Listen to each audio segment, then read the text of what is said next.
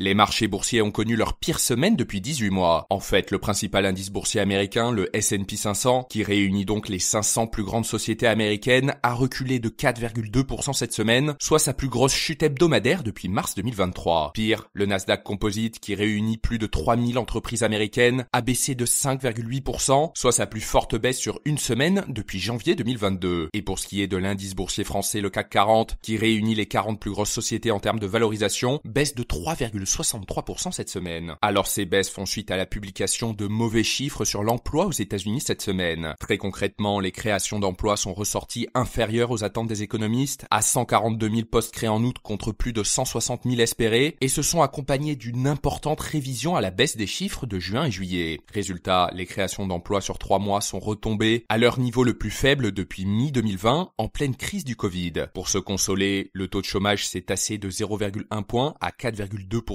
le mois dernier, là où les économistes l'anticipaient stable à 4,3%, mais ce qui n'a visiblement pas suffi à rassurer les investisseurs. Plus globalement, ces chiffres viennent conforter les incertitudes sur la trajectoire de la croissance américaine et l'hypothèse d'une baisse des taux directeurs de 50 points le 19 septembre, lors de la prochaine réunion de politique monétaire de la Banque centrale américaine, pourrait signifier que la Fed a sous-estimé la dégradation des paramètres économiques, notamment de l'emploi, et agit déjà trop tard pour ne pas brutaliser les sociétés américaines, tout comme elle avait trop tardé à réagir contre l'inflation. Et notez que ce podcast est soutenu par Quorum l'épargne.